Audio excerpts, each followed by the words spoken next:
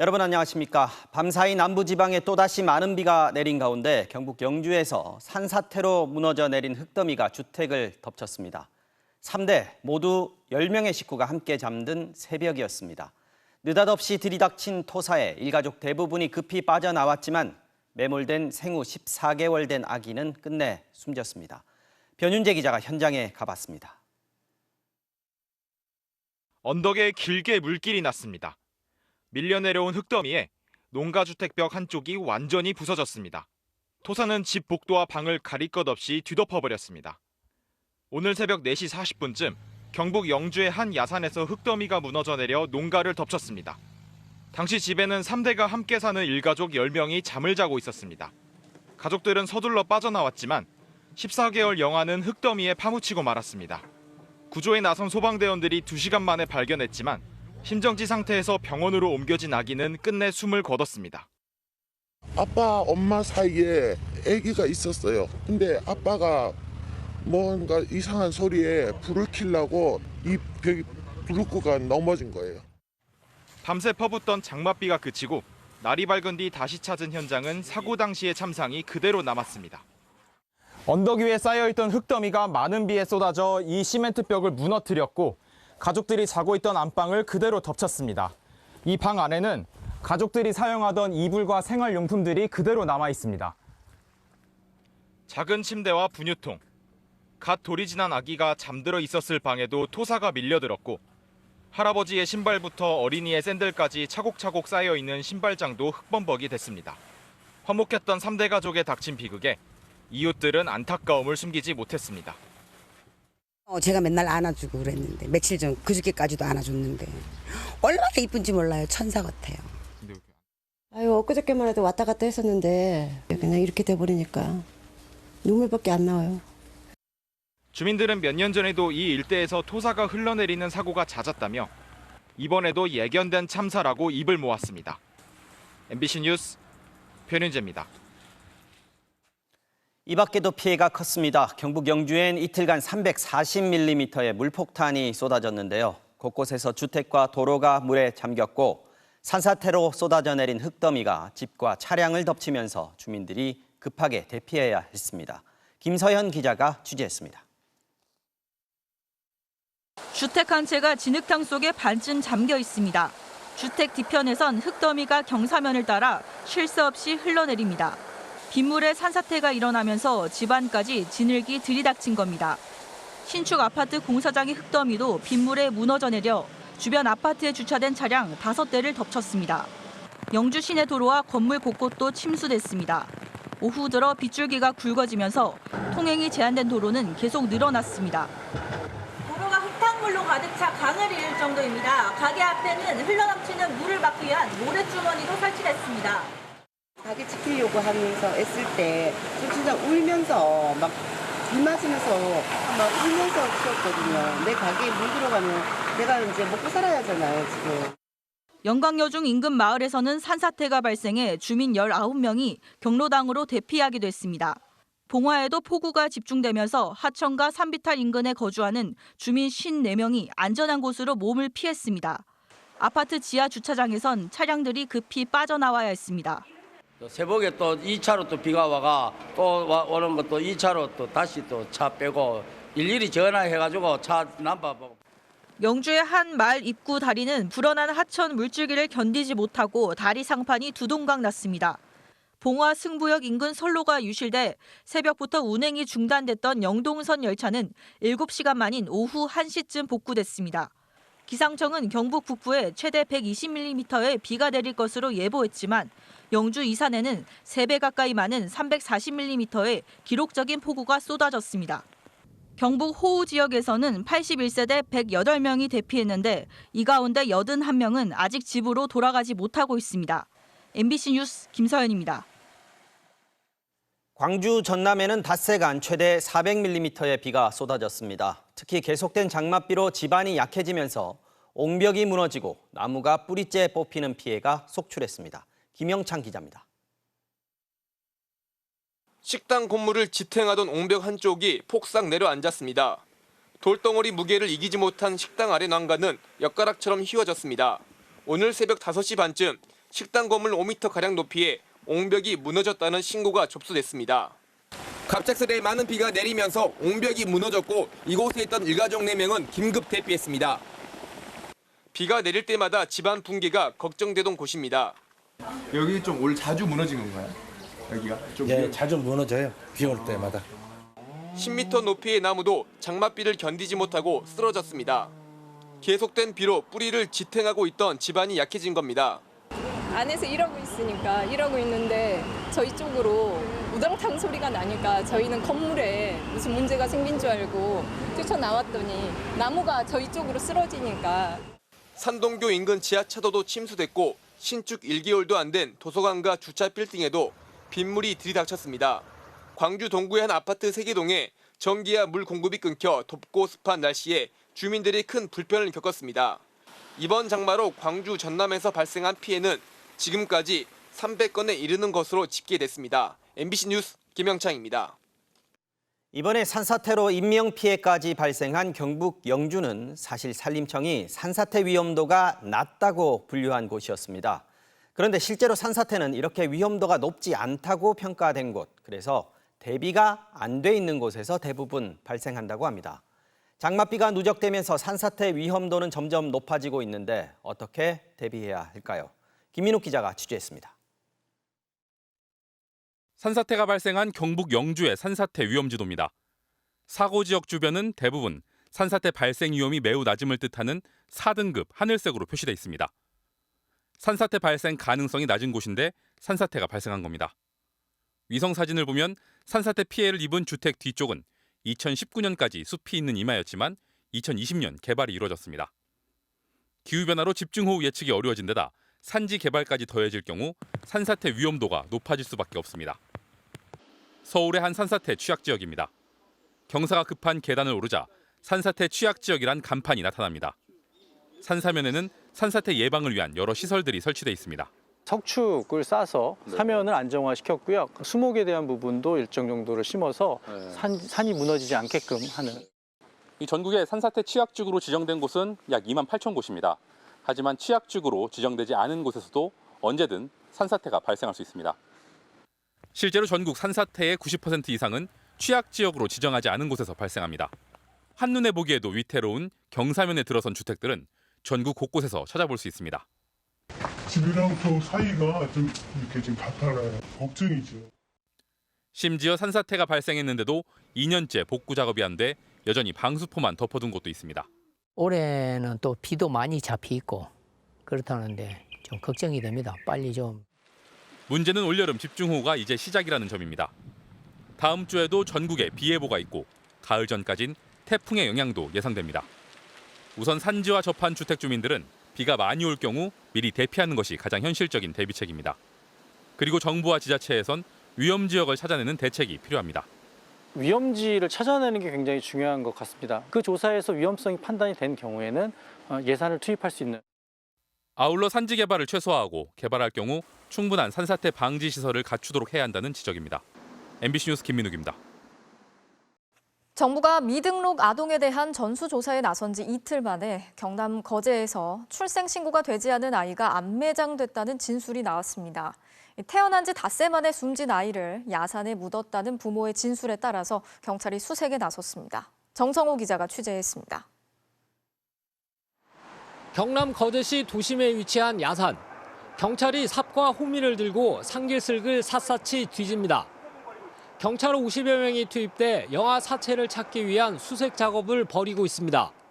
되게 좀 얇게 묻었다, 손으로 땅을 파서 묻었다라는 진술이 있어서 야생동물에 의한 그 유실 가능성까지 감안해서 좀 수색을 하고 있습니다. 경찰에 붙잡힌 부모는 지난해 9월 5일 거제의 산부인과에서 아들을 출산했습니다.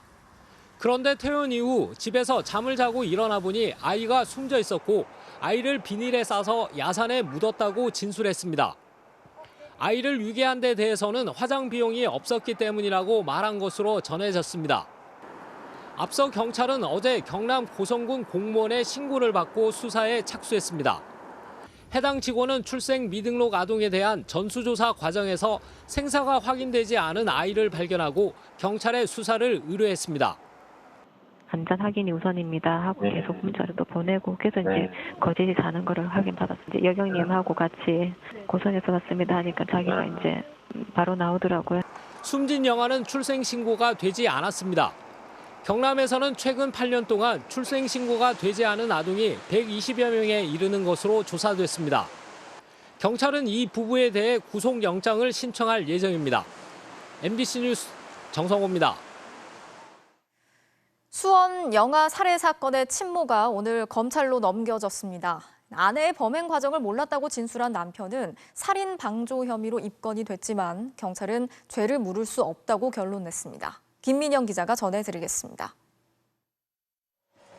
얇은 외투로 상체를 싸맨 30대 여성 고모 씨가 고개를 푹 숙인 채 경찰서를 나섭니다. 아이들 왜 살해하셨습니까? 진료 기록에 남편 이름이 있던데 본인이 쓴 겁니까? 고 씨는 지난 2018년과 2019년 아기 2명을 낳은 뒤 각각 하루 만에 살해하고 시신들을 냉동고에 유기한 혐의를 받고 있습니다. 경찰은 당초 고 씨를 영아 살해 혐의로 구속했지만 형량이 더 높은 살인죄로 변경해 오늘 검찰로 넘겼습니다. 분만 직후가 아닌 하루 지난 뒤 범행했고 경제적 어려움 때문이었다는 진술 역시 정황상 인정되지 않은 겁니다. 공범 여부에 관심이 높았던 남편 이모 씨는 당장 죄를 묻기 어려워졌습니다. 경찰은 살인 방조 혐의로 이 씨를 그제 입건했지만 검찰에는 넘기지 않기로 했습니다. 두 차례 범행 모두 아내의 출산 사실조차 몰랐다는 진술을 인정했습니다. 디지털 증거 분석으로 복원된 이들 부부의 범행 당시 휴대전화 메신저가 근거였습니다. 첫 범행 때는 일상적 대화만 오갔을 뿐 임신이나 출산에 대한 언급이 없었고 당시 병원에 남았던 남편의 서명도 고 씨가 대신한 걸로 보인다는 게 경찰의 설명입니다. 두 번째 범행 시기에는 두 사람이 임신 중절에 합의했습니다. 따라서 임신한 건 알았지만 중절 수술을 받은 줄 알았다는 남편의 진술이 받아들여진 겁니다. 아내 고 씨는 중절을 하고 오겠다며 혼자 집을 나섰지만 수백만 원의 비용에 부담을 느껴 아기를 낳을 수밖에 없었다고 최근 진술했습니다. 분만 비용은 자치단체 등에서 지급하는 출산 바우처로 해결했습니다. 경찰은 만삭이어도 체격이 왜소하면 외관상 두드러지지 않을 수 있다는 산부인과 전문의 자문까지 받은 걸로 전해졌습니다. 경찰이 일단 고 씨의 단독 범행으로 결론 내면서 남편에 대한 처벌 여부를 둘러싼 검찰의 판단이 주목됩니다. MBC 뉴스 김민영입니다. 자신이 낳은 아이들을 살해하고 유기한 수원 영아 살해 사건. 이번 사건은 세상에 태어났어도 출생 신고가 되지 않은 아이들은 보호받지 못할 수 있다는 걸 보여줬죠. 그동안 주장만 난무했던 이 출생 통보제가 이례적으로 신속하게 국회 본회의를 통과했습니다. 미등록 아이들이 방치되지 않도록 하는 출생 신고 의무를 지자체로 확대하는 법인데요. 박소희 기자가 자세히 전해드리겠습니다. 가결되었음을 선포합니다. 제적 267명 중 찬성 266명. 여야를 가리지 않는 압도적인 찬성률로 출생 통보제가 국회 본회의를 통과했습니다. 수원 냉장고 영아 사건이 발생한 지 9일 만입니다. 출생 통보제의 핵심은 부모 등 친족에게만 있던 출생 신고 의무를 지자체로 확대한 겁니다. 그동안 출산 확인서만 발급하던 의료기관은 출생 14일 이내에 출산 기록을 건강보험 심사평가원에 전달해야 하고 이를 넘겨받은 심평원은 지체 없이 지자체장에게 통보해야 합니다. 지자체는 이를 근거로 부모가 출산 후 한 달 안에 출생 신고를 제대로 했는지 확인하고 신고 동료에도 출생 신고를 하지 않으면 직권 조치에 나섭니다. 출생 신고 기간이 지나도록 출생 신고가 되지 않는 경우 감독법원의 허가를 받아 직권으로 등록부에 출생을 기록하도록 하였습니다. 무등록 상태로 남은 아이들이 살해나 학대, 유기 등의 위험에 처하지 않도록 모든 아이가 출생 신고를 통해 제도적 도움을 받을 수 있게 하는 장치가 마련된 겁니다. 당장 심평원은 법안 실행 준비 과정에 착수했습니다. 심평원 심사평가 정보 제출 시스템 내에 의료기관 출생 통보 자료 수집하고 대외 연계하는 프로그램을 개발해야 됩니다. 전담 인력도 이제 어떻게 구성해야 되는지 이런 것도 이제 검토 중이고. 다만 이번 개정안에는 처벌 규정을 따로 명시하지 않았습니다. 의료기관이 신고하지 않아도 이를 막을 방법은 없습니다. 출생 통보제는 법안 공포 후 1년 뒤 시행될 예정입니다. MBC 뉴스 박소희입니다. 출생통보제가 본회의를 통과하면서 아기들의 생명을 보호할 수 있는 장치를 마련하긴 했지만 병원 밖에서의 출산이 늘어날 수 있다는 우려도 나오고 있습니다. 이에 따라 보호출산제에 대한 논의 역시 진전될 것으로 보이는데요. 출산을 한 이후에 양육을 포기할 수밖에 없는 상황에 있는 임산부들에게 지금 당장 필요한 시설과 지원은 어떤 것들이 있는지 조희원 기자가 취재했습니다. 언덕에 있는 3층짜리 이 건물에는 미혼모 15명이 아이와 함께 살고 있습니다. 알록달록한 장난감이 여기저기 나뒹굴고 벽면에는 아기들 사진이 여러 장 붙어 있습니다. 4개월 전 만삭의 몸이었던 임모 씨는 위기 임산부로 이곳을 찾았습니다. 일단 첫 아이다 보니까 뭐 아는 정보도 없고 뭐 어떻게 해야 하는지도 몰랐는데 들어와서 뭐 간호 선생님도 있고 생활 선생님도 있고. 구세군이 운영하는 이 시설에선 기저귀와 분유 같은 아기에게 필요한 모든 출산용품을 지원합니다. 초보 엄마들을 위한 안내까지 아이 돌봄에 대한 많은 걸 도움받습니다. 아이와 함께 생활할 수 있도록 그런 주거 서비스까지 다 해드리고 있습니다. 자립을 또 할 수 있는 기반을 이곳에 닦게 되는 거죠. 여기에 들어오고 난 뒤 임 씨에게 생긴 가장 큰 변화는 직접 키우겠다는 마음이 생긴 겁니다. 처음에는 그냥 주변 시선도 있고 해서 입양 보내라고 그러고. 양육을 하겠다고 이제 마음 먹으셨으니까 어떠세요? 좋죠. 뭐 매일 볼 수도 있고 함께 즐거운 시간을 보낼 수 있으니까. 이런 위기 임신 출산 지원 시설들은 신원 노출을 걱정하는 임산부에게는 익명으로 상담을 해주고 시설을 찾아오기 어려운 임산부들은 직접 찾아가기도 합니다. 일단 저희 시설을 알고 찾아오시면요. 입양을 하고자 했던 분들이 용기 내셔서 양육으로 바뀌는 사례가 많아요. 실제 저희 시설은 재작년에 입양이 한 건 있었고 대부분 양육하고자 하십니다. 비슷한 시설이 서울에만 5곳 있지만 임산부 1명에게 지자체가 시설해주는 지원금은 한 달에 30만 원입니다. 다른 후원금이 끊기면 지속하기가 어려운 처지입니다. 출생통보제와 보호출산제 같은 제도들에 대한 논의가 속도를 내고 있지만 여전히 사각지대에서 양육 포기를 선택할 수밖에 없는 엄마들이 있습니다. 10대 출산모의 학업을 지원하고 정신지치 산모를 위한 맞춤형 치료를 확대하는 것도 시급합니다. MBC 뉴스 조희원입니다. 12구 참사가 발생한 지 245일 만인 오늘 이태원 참사 특별법이 야당의 주도로 신속 처리 안건에 지정됐습니다. 야당은 여당의 퇴장 속에 후쿠시마 오염수 결의안도 단독으로 통과시켰고 이른바 노란봉투법을 국회 본회의 안건으로 올리는 것도 통과시켰습니다. 여당은 입법 폭주, 의회 독재라면서 규탄했습니다. 신준명 기자가 취재했습니다. 보라색 조끼를 입은 12구 참사 유족들이 서울광장 분향소를 출발해 국회를 향한 17일째 행진을 시작합니다. 국회는 이태원 참사 진상규명 특별법을 여야 합의로 처리하라! 유족들이 지켜보는 가운데 야사당은 이태원 참사 특별법을 신속 처리 안건으로 지정했습니다. 참사 245일 만입니다. 이 법안이 통과되어 우리 아이들을 방치해서 죽인 그 책임 있는 모든 자들이 그 죄의 대가를 받을 수 있을 때까지. 특별법엔 12구 참사 진상규명을 위한 특별조사위원회를 구성하고 특조위가 특별검사 도입을 요구할 수 있도록 하는 내용이 담겼습니다. 앞으로 패스트트랙 절차에 따라 최장 330일간 논의를 거치게 되는데 야사당은 내년 5월까지인 21대 국회 임기 내에 특별법을 처리한다는 방침입니다. 신속 처리 안건으로 지정됐다 하더라도 여야가 이 문제, 이태원 참사 특별법을 국회에서 심의 통과시키기 위해서 저는 진지한 협상을 이른바 노란봉투법의 본회의 부의 표결을 앞두고는 여야 간의 거친 설전이 벌어졌고 국민의힘 의원들이 집단 퇴장한 채 본회의 부의가 가결됐습니다. 후쿠시마 원전 오염수 해양 투기를 막기 위한 국회 결의안도 야당 단독으로 본회의를 통과시켰습니다. 입법 폭주, 의회 독재, 민주당은 반성하라! 국민의힘은 본회의장 밖에서 규탄 대회를 열고 거세게 항의했습니다. 여야 합의 없이 결의안을 이렇게 처리하는 사례가 극히 드물고 없는 사례입니다. 후쿠시마 청문회와 관련된 양당의 합의는 파기된 겁니다. 국민의힘은 야당의 일방적인 법안 처리를 필리버스터와 대통령 거부권 건의 등 모든 수단으로 저지하겠다는 방침입니다. MBC 뉴스 신준명입니다.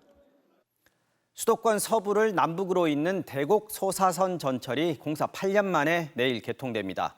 오늘 개통식이 열렸는데 엉뚱한 논란으로 얼룩졌습니다. 국토부가 당초 이 지역 야당 국회의원들을 초청 대상에서 뺐다가 항의를 받은 뒤에 다시 초청한 건데요. 민주당 소속 김동연 경기도지사도 초청장을 받지 못해 행사에 못 갔다며 유감을 표했습니다. 김건휘 기자입니다. 착공 8년 만에 개통을 하루 앞둔 대곡 소사선 개통식. 수도권 서부를 남북으로 연결해 이 지역 주민들의 출퇴근 시간이 빨라질 전망입니다.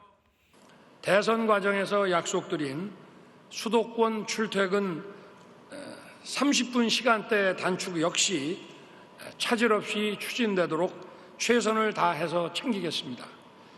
행사장 앞 오른쪽에는 윤석열 대통령과 김기현 국민의힘 대표, 원희룡 국토부 장관 등이 자리 잡았고 야당 의원 4명도 참석했습니다. 전철이 지나는 지역의 의원들이지만 당초엔 초대장을 받지 못했습니다.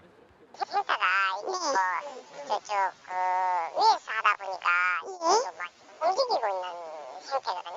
위에서 한다는 게 무슨 말씀이시죠? 저희 용산 쪽에 있어요. 자리마다 이렇게 초대 손님들한테는 이름표가 붙어 있는데요. 여당 측 인사들의 글자체와 그리고 나중에 초대받은 야당 측, 민주당 측 의원들의 이름표는 글자체조차 다릅니다. 여기는 생일날 생일자들을 부르지 않은 거고 농사를 지은 사람 배제하고 잔치를 벌인 건데 국회의원들 자리에 이름표가 글씨체가 다 달라요. 민주당 소속 경기도지사도 초대장을 받지 못했습니다. 위에 소위 지시라고 하면서 야당 의원들 또 시장들 또 경기도지사를 제외시키는 그런 얘기가 있어서 유감이라고 생각을 합니다. 논란은 어제부터 있었습니다. 출마를 앞둔 국토부 장관을 돋보이게 하려는 포석이냐는 질문이 나왔고 정치란 게 원래 그런 거 아니냐는 해석까지 나왔습니다. 그러니까 국민의힘에서 우리 고향 갑에 우리 원장관님을 자객 공천한다는 보도가 있는데 그 출마하십니까? 저는 뭐 심 의원님하고 대결이라면 영광이죠. 저희들 야당할 때 패식 많이 당해도 좁쌀 같다는 이야기 안 했습니다. 지역교통 발전을 기념하는 축하 행사가 선거를 10달 앞두고 지역 주민보다는 정치인이 부각돼야 하는 정치 행사처럼 까칠해졌습니다. 국토부는 기념식에 야당 의원들을 빼놓은 건 실무진의 단순 실수였다고 해명했습니다. MBC 뉴스 김건희입니다. 박영수 전 특별검사에 대한 구속영장을 법원이 기각했습니다. 검찰의 수사 결과를 두고 법리적인 부분뿐 아니라 사실관계도 다툼의 여지가 있다고 지적했습니다. 그렇지 않아도 속도가 더딘 50억 클럽 수사에 다시 제동이 걸리면서 검찰은 곤혹스러운 분위기입니다. 이유경 기자가 보도합니다. 박영수 전 특별검사가 새벽 1시쯤 서울구치소에서 풀려났습니다. 법원이 심사 11시간여 만에 박 전 특검의 구속영장을 기각한 겁니다. 법원 판단에 대해서 한 말씀만 해주시죠.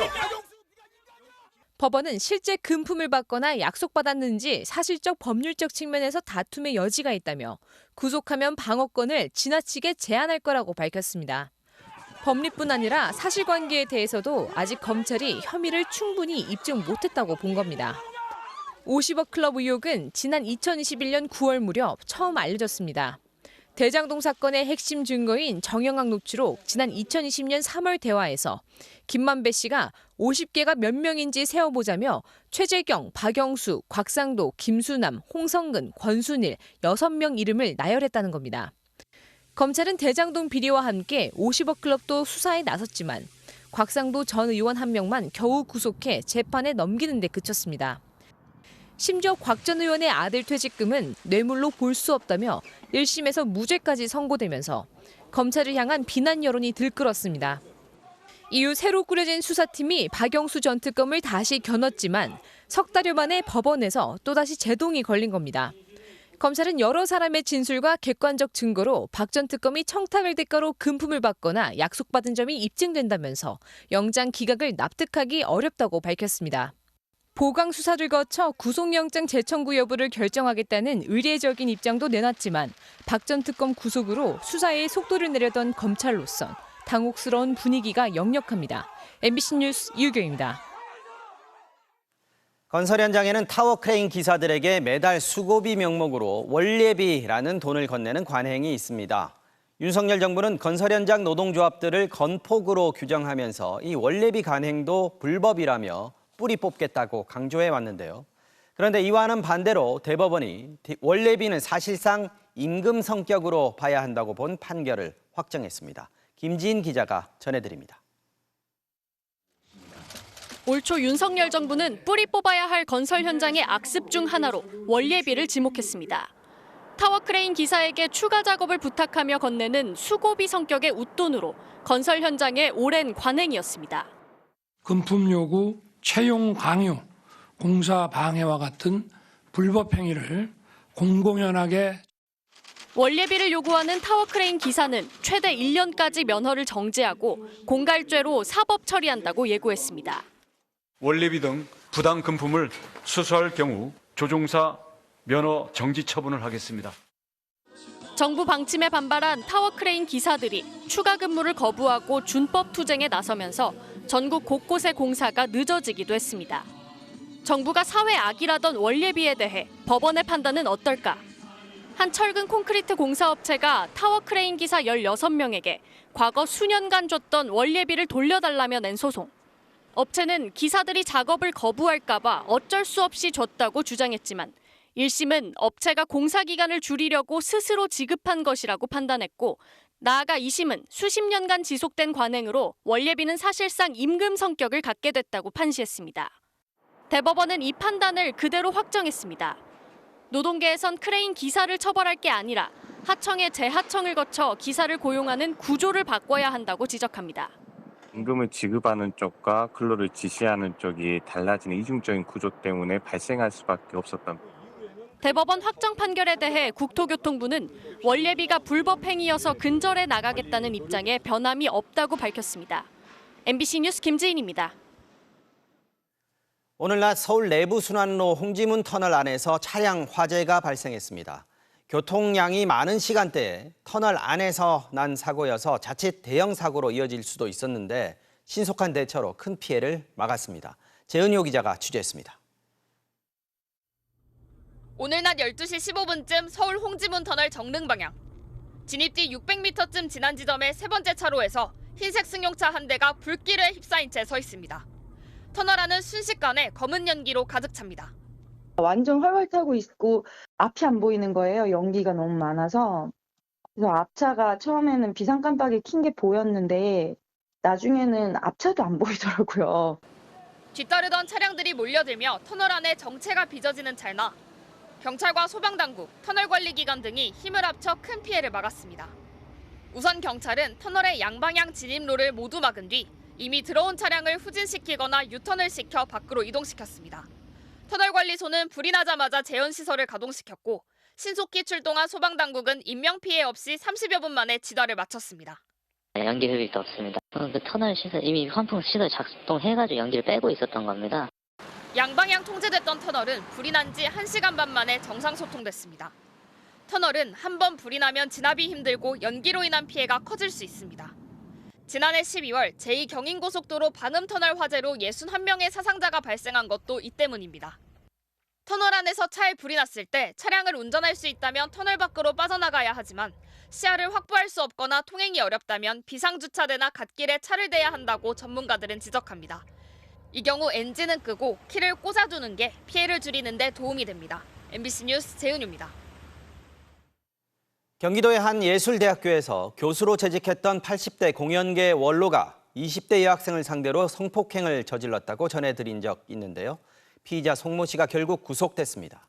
80대 노인이 구속된 건 이례적인데 그만큼 죄질이 나쁘다고 본 겁니다. 차현진 기자가 단독 취재했습니다. 경기도 안산의 서울예술대학교. 2달 전 이 대학 사료연구실에서 재학생인 20대 여성이 80대 남성 송모 씨에게 성추행과 성폭행을 당했습니다. 하지 말아달라, 싫다고 거부를 한 학생에게 송 씨는 수차례 입을 맞추고 몸에 손을 대기까지 했습니다. 많이 입었네. 물기만 입었어. 공연계 원로인 송 씨는 이 학교 극단에서 무대를 총괄하며 한때 교수로도 재직했습니다. 최근엔 학교의 자료를 정리, 분석하는 업무에 책임자를 맡고 있었는데 근로장학생으로 함께 일하던 여학생을 성폭행한 겁니다. 네가 여자로 보이는 거 있다. 그래서 그냥 학생으로 보이지가 않아. 피해 학생과 송 씨를 불러 조사한 경찰은 지난 27일 송 씨에 대해 구속영장을 신청했습니다.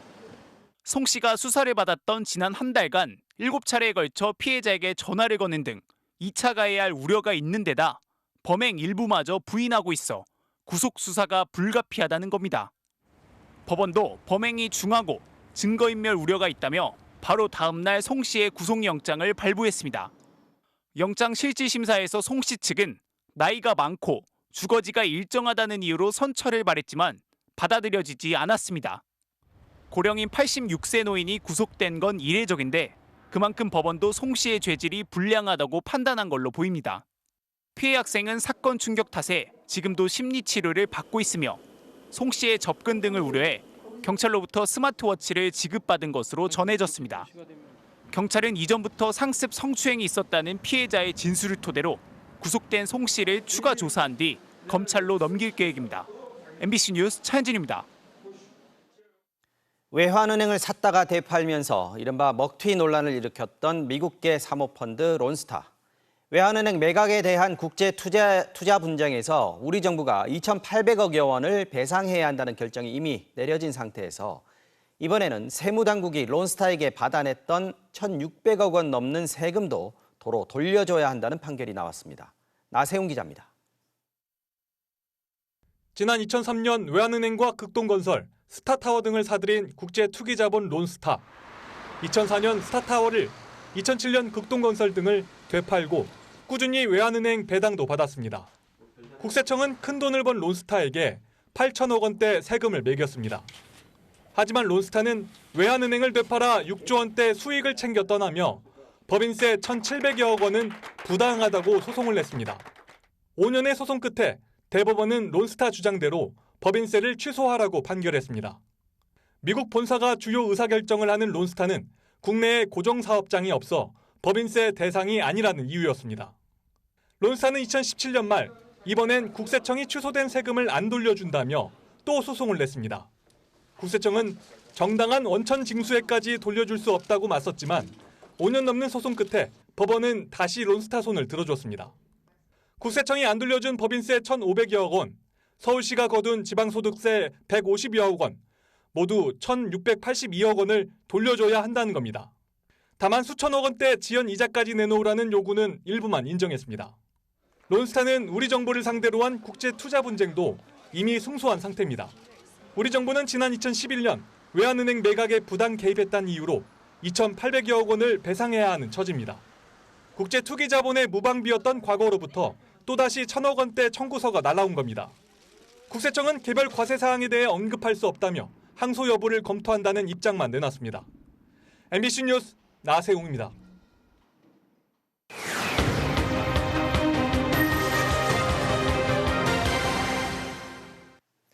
문재인 전 대통령 시절 실세였던 1980년대 주체사상파의 사상이 정의로운지 평가하라. 또 민주노총과 정교조 간부들 중 간첩으로 밝혀진 사람들이 윤석열 대통령에 대해 어떤 태도를 보였는가. 최근 어느 대학의 기말고사에 등장해서 정치적 편향성 논란을 일으킨 문제들 저희가 한 차례 보도해 드렸는데요. 그런데 해당 교수가 다른 학교에서도 똑같은 문제를 냈던 것으로 드러났습니다. 수강생의 30% 넘는 학생들이 무더기로 F학점을 받아 논란이 더 커졌습니다. 이지은 기자가 보도합니다. 야권과 노동계 등을 겨냥한 원색적 비난이 담긴 시험 문제들. 최근 대전 한남대의 한 교양 과목 1학기 기말고사에 출제돼 학생들이 크게 반발했습니다. 그런데 똑같은 문제들이 다른 대학 기말 시험에도 나와 논란이 확산되고 있습니다. 이번엔 경기도 용인의 강남대. 필수 교양 과목 중 하나인 사회학의 초대라는 강의였습니다. 같은 문제로 시험을 치렀던 한남대 강의의 이름은 경제정의와 불평등.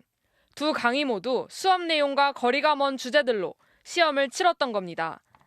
강남대에선 초빙 강사 신분이었던 담당 교수 임모 씨.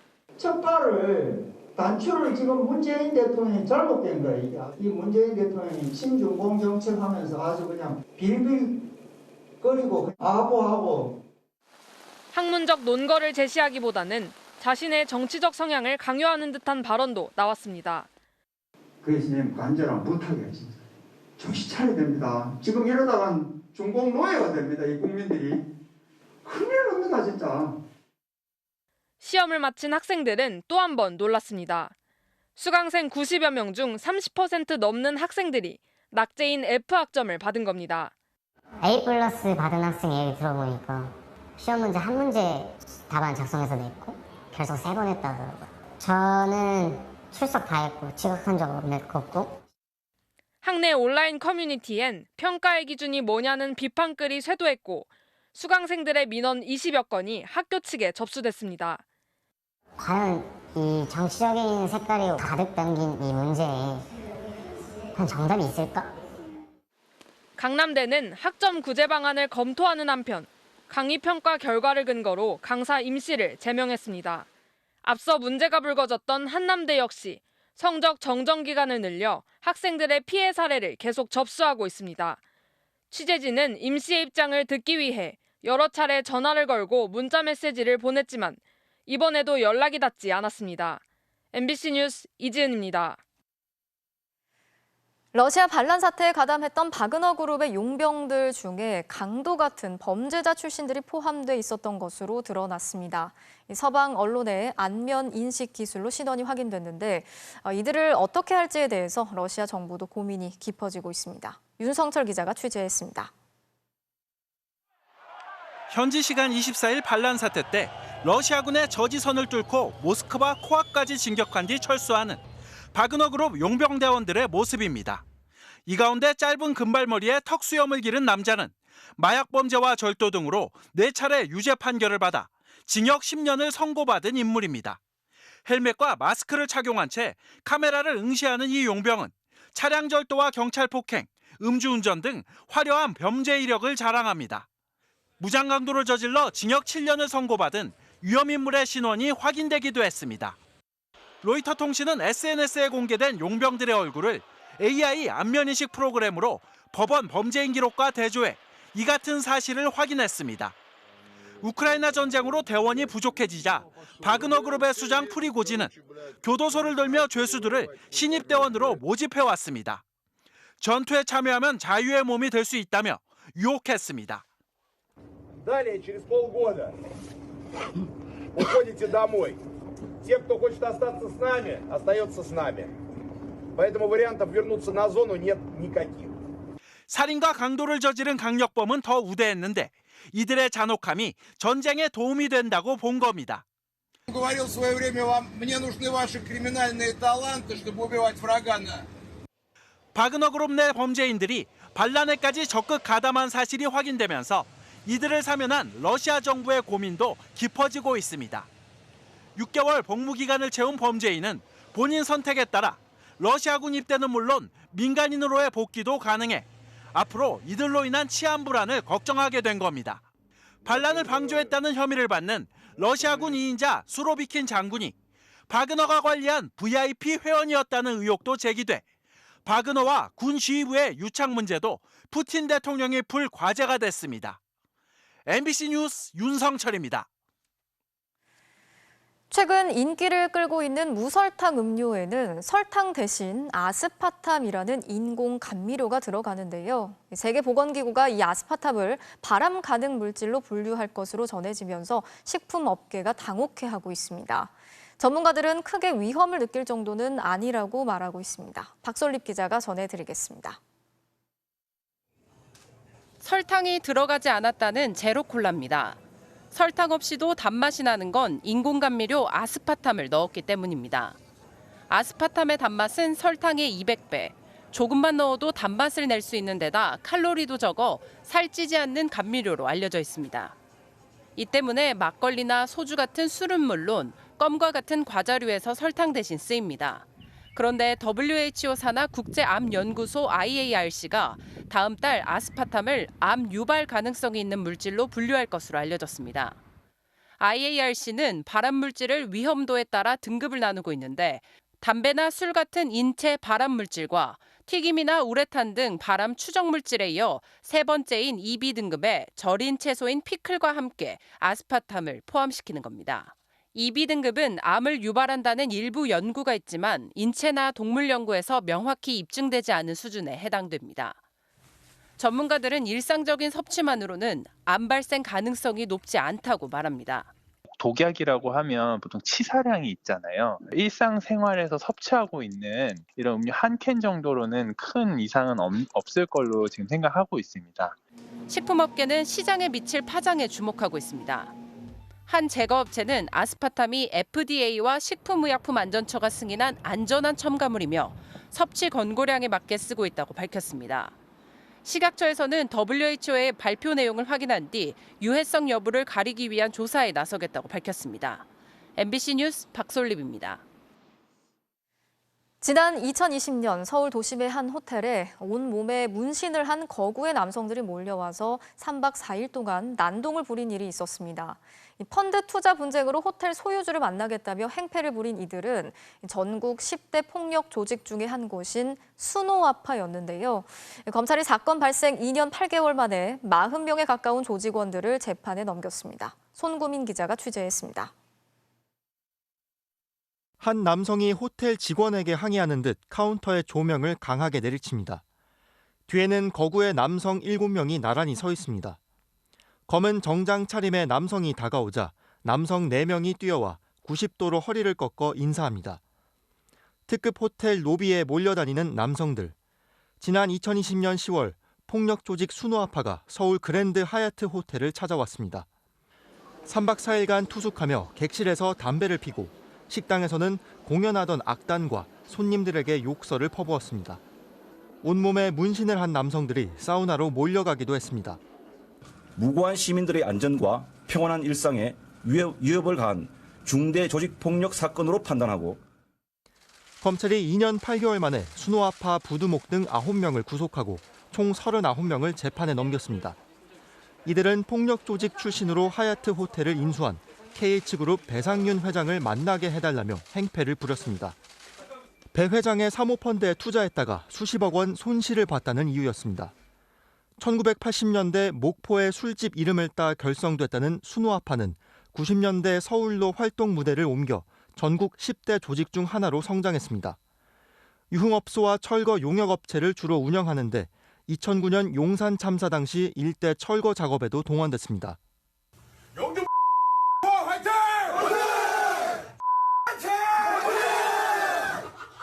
검찰은 폭력 조직도 세대 교체가 이뤄지면서 20, 30대 조직원들은 소속된 조직과 상관없이 동갑 또는 또래 모임을 통해 교류하며 활발히 활동한다는 사실도 확인했습니다. 호텔 난동의 빌미를 제공한 배상윤 회장은 수백억 원대 횡령 혐의로 인터폴 적색 수배가 내려진 상태로 해외 도피 중입니다. MBC 뉴스 손구민입니다.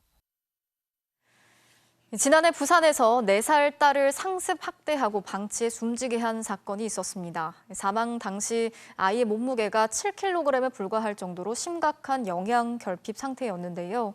재판부가 이 아이의 친모에게 징역 35년을 선고했습니다. 류재민 기자가 취재했습니다. 지난해 12월 부산의 한 종합병원. 여성이 다급하게 병원으로 들어옵니다. 품에 안은 건 4살 배기 딸. 그런데 아이의 얼굴과 몸에서는 심한 멍자국이 발견됐습니다. 아이는 결국 숨을 거뒀습니다.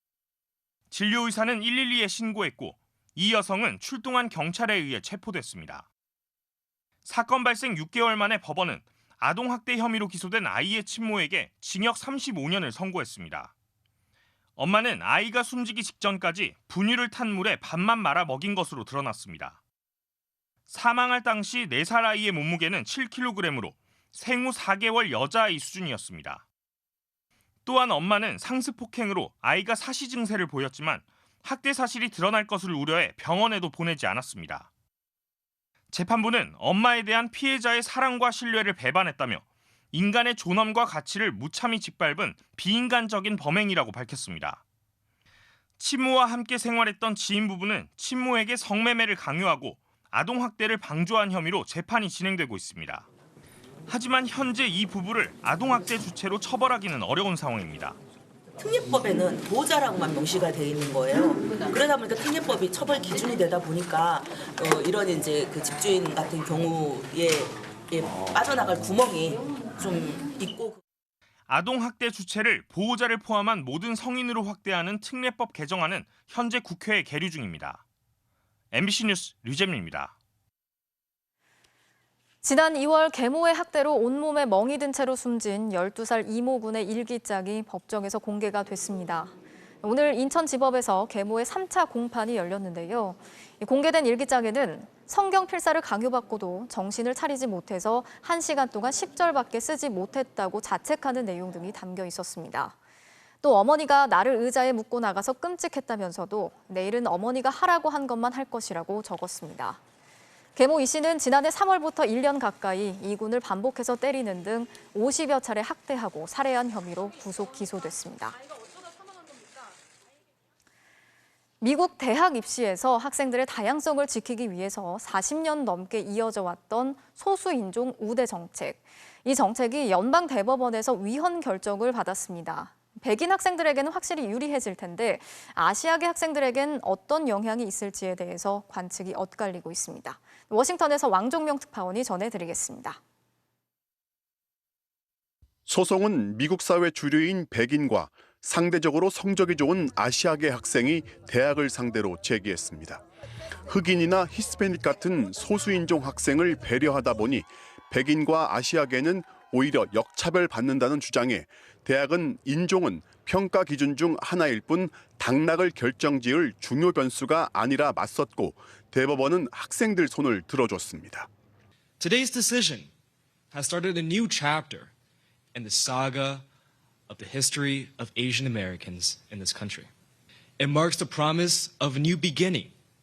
연방 대법원은 지난 1978년 똑같은 정책을 합헌으로 판결했지만 45년 만에 뒤집은 겁니다. 다수의 대법관은 피부색이 아니라 개인 경험으로 학생을 대우해야 한다고 한 반면 소수 대법관은 수십 년 동안의 선례와 중대한 진전을 후퇴시키지 말라고 했습니다. 바이든 대통령은 소수인종 배려는 차별에 대한 보완이라면서 대법원을 강하게 비난했습니다. Discrimination still exists in America. Discrimination still exists in America. Today's decision does not change that. 이번 결정이 교육을 넘어 고용의 격차를 키우고 나아가 소수 인종의 참여를 축소시켜 정치 사회적 불평등을 키울 거란 우려도 나옵니다. That affirmative action is a tool, but the prize is racial equity, racial justice, and opportunity for all, especially those who have been historically marginalized.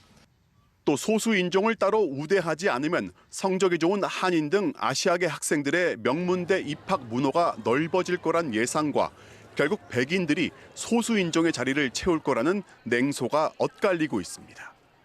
6대 3으로 보수 성향이 압도적인 우위를 점하고 있는 연방 대법원이 낙태권 폐지에 이어 다시 한번 전통적인 민주당의 정책을 무력화시켰습니다.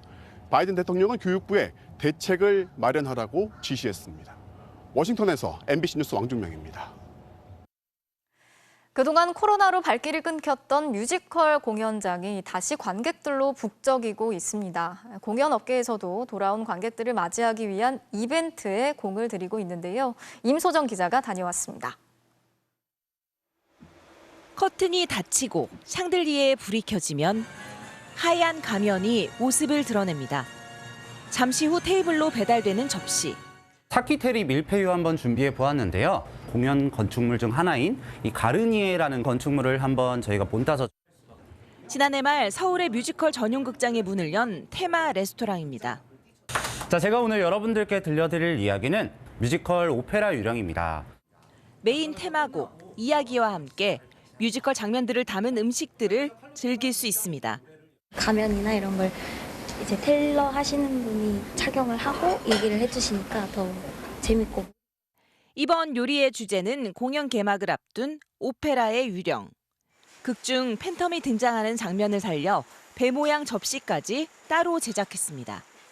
공연을 보신 분들은 이제 그때의 감동을 다시 한번 느끼실 수 있고, 공연을 보지 않으신 분들은 이제 공연에 대한 기대나 설렘을. 무려 6년 만에 내한 뮤지컬 시카고. 공연 전 배우들이 로비에 깜짝 등장합니다. 포토존에서 벌어지는 한바탕 춤판. 곳곳에서 환호가 터져 나옵니다. 정말 코앞 거리에서 보니까 숨소리도 들리고 진짜 너무 가깝게 보여서 너무 좋았어요. 코로나로 2년이나 늦어진 25주년 기념 공연인 만큼 더 가까이에서 관객들을 만나려는 겁니다. It was amazing. The audience was so alive and it gave us so much energy. 이 공연이라는 거는 관객과 좀 더 호흡을 할 수 있는 그런 장르입니다. 그래서 엔데믹 시즌에 맞춰서 관객분들한테 조금 더 가까이 다가가서 또 색다른 즐거움을. 연습실로 초대받은 관객이 배우와 만나고 연기와 노래를 직접 배우는 등 다시 열린 무대와 거리를 좁히려는 시도가 늘고 있습니다. MBC 뉴스 임소정입니다. 3대 콩쿠르로 꼽히는 차이콥스키 국제 콩쿠르에서 바이올린 부문의 김계희와 첼로 부문의 이영은, 남자 성악 부문의 손지훈이 각각 정상의 자리에 올랐습니다. 특히 기악 부문에서 한국이 우승을 한 건 이번이 처음인데요. 다만 차이콥스키 콩쿠르는 러시아의 우크라이나 침공을 이유로 지난해 국제음악 콩쿠르 세계연맹에서 회원 자격이 박탈되면서 대회 위상에 타격을 받았습니다.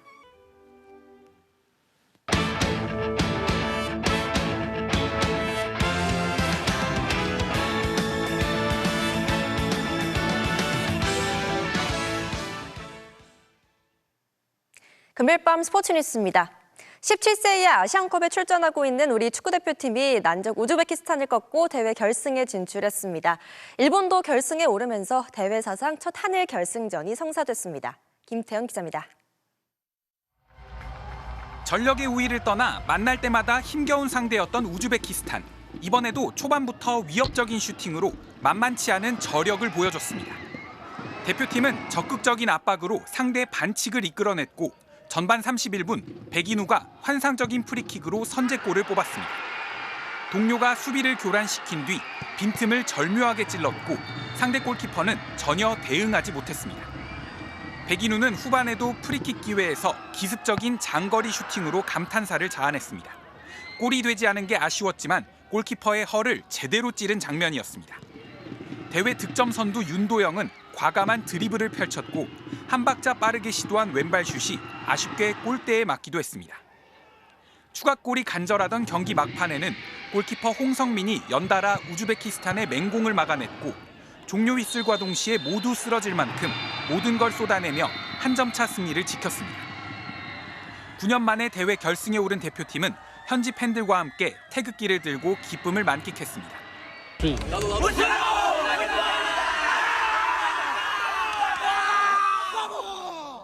아프가니스탄전 이후로 두 번째로 이렇게 무실점 하게 돼서 기쁘고 또 무실점에서 1대0으로 승리해서 너무 기뻐요. 결승전 상대는 일본으로 결정됐습니다. 대회 내내 압도적인 공격력을 앞세운 일본은 이란을 3대0으로 손쉽게 제압했습니다. 이번 대회 5경기에서 참가국 최다인 19골을 터뜨려 강력한 우승 후보임을 입증했습니다. 이 대회에서 우리가 일본과 결승에서 맞붙는 건 이번이 처음입니다. 결승에서 한일전을 꿈꿔왔었는데 그게 현실이 되었고 치열한 경기가 되지 않을까 지고 싶은 마음이 단 1도 없습니다. 대표팀은 모레밤 운명의 한일전에서 통산 3번째 우승에 도전합니다. MBC 뉴스 김태훈입니다. 앞서 보신 일본의 준결승전에서는 이색적인 장면이 나와 화제가 됐는데요. 프리킥을 놓고 선수들끼리 가위바위보로 키커를 정하고 골까지 넣었습니다. 일본이 2대0으로 앞선 후반 29분 프리킥 상황에서 갑자기 두 일본 선수가 가위바위보를 합니다. 프리킥을 누가 찰지 정하는 것 같은데요. 승자는 등번호 10번의 사토 류노스케 선수. 이 선수의 킥이 그대로 들어가면서 일본이 3번째 골을 기록합니다. 이 장면은 해외 언론에서도 화제가 됐어요. 스페인 매체 마르카는 가위바위 그리고 프리킥 골이라는 표현과 함께 이 장면에 주목했습니다. 과거 바이에른 뮌헨에서는 리베리와 크로스가 인터밀란의 미알로비치와 아드리아노도 가위바위보로 키커를 정한 적이 있었죠. 어쨌든 국가대표 경기에서 가위바위보를 한 이 선수들 강심장이라고 해도 될 것 같습니다. 콜린 벨 감독이 이끄는 여자축구대표팀이 다음 달 호주 뉴질랜드 월드컵을 앞두고 고강도 훈련을 이어가고 있는데요. 이번이 세 번째 월드컵 도전인 이금민 선수가 골 세리머니를 제대로 펼치겠다며 자신감을 드러냈습니다. 송기성 기자입니다.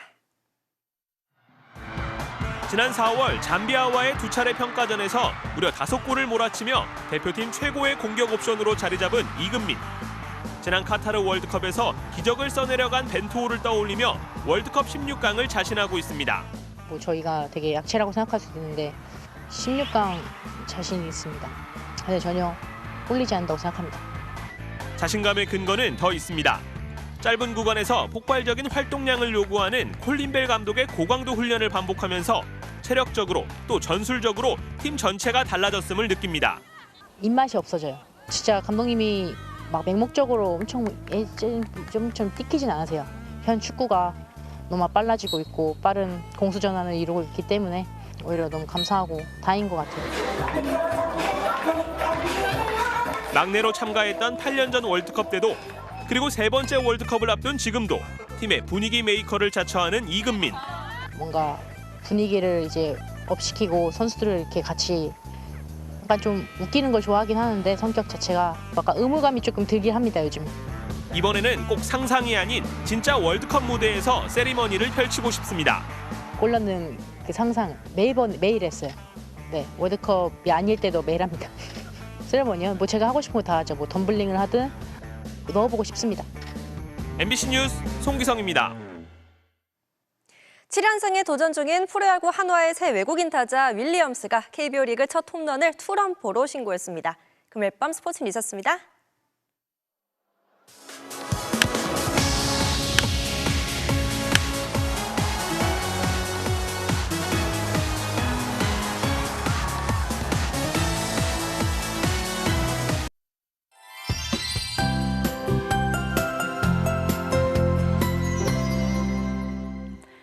네, 아직 경상도와 남해안을 중심으로는 비구름이 남아 있습니다. 현재 영천을 비롯한 경북 북부와 강원도 영월 등지에는 시간당 10mm 안팎의 비가 오고 있는데요. 오늘 밤까지는 비가 다소 강하겠습니다. 추가로 예상되는 비의 양은 제주 산지와 경북 지방에 최고 80mm 이상, 경남 남해안에 최고 60mm가량이고요. 수도권은 오늘 밤까지 최고 40mm가량의 소나기가 오겠습니다. 주말인 내일 오후에는 점차 맑아지겠는데요. 다만 푹푹 찌는 듯한 무더위가 기승을 부리겠습니다. 현재 수도권과 강원도에는 폭염주의보도 내려져 있는데요. 내일 하남을 비롯한 경기 동부 일부 지역의 낮 기온은 35도, 서울도 34도까지 치솟겠고요.